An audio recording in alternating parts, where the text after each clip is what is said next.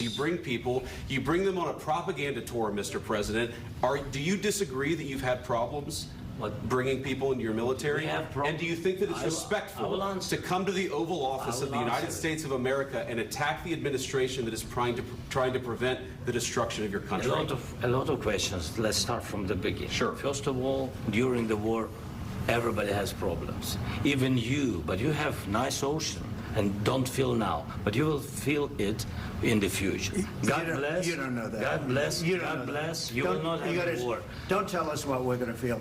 We're trying to solve a problem. Don't tell us what we're going to feel. I'm not telling you. Because you're in no position to dictate that. That's exactly what you're doing. You're in no position to dictate what we're going to feel. We're going to feel very good. You will feel influence. We're going to feel very good and very strong. You will feel influence. You're right now not in a very good position. You've allowed yourself to be in a very bad position, and he happens to be right about it. From the very beginning of the war. You're not in a good position. You don't have the cards right now. With us, you start having cards. Right now, you don't. You're playing cards. You're playing cards. You're gambling with the lives of millions of people. You're gambling with World War III. You're gambling with World War III. And what you're doing is very disrespectful to the country, this country, that's back to you, far more than a lot of people said they should have. Have you said thank you once? This entire meeting?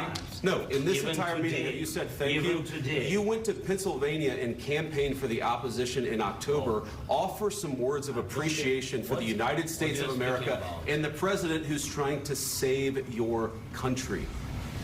Please, you think that if you will speak very loudly about the war, you can... He's not speaking loudly. He's not speaking loudly. Your country's in big trouble. Can I Wait a answer? minute. No, you've done a lot of talking. Your country is in big trouble. I know. You're not winning. You're not winning this.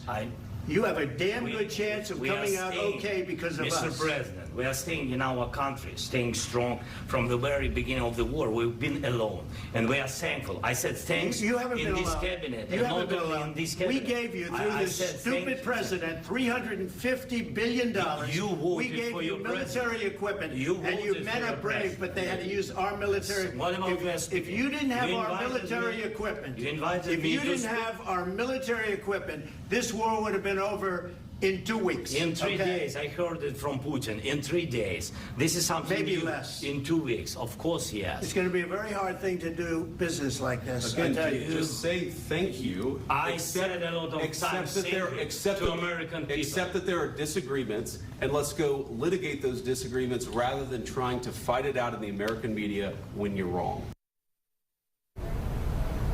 All right, you heard about 3 minutes of that conversation between Ukrainian President Vladimir Zelenskyy and President Trump and Vice President J.D. Vance. We are bringing in now JJ Green with our news partners at WTOP. JJ, I know you heard this before we aired it. Right now, this happened earlier this afternoon.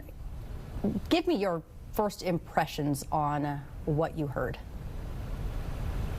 Well, thanks, Victoria, for having me again.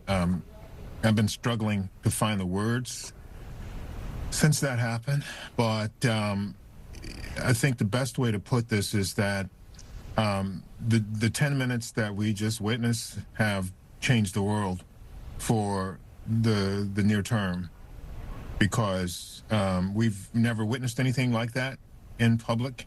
I think President Trump said it best when he said it's a good thing this is, or something like this, that it's on television so people can see it, because people would never believe it. And they would never imagine that something like this would happen in Washington, in the White House, between two heads of state, between our president and another president. And of course, you know, with, of course, the vice president playing the role that he played in this, people would never, ever believe it. But I can tell you, because this 10 minutes took place, the world has changed. It's a much more dangerous place right now.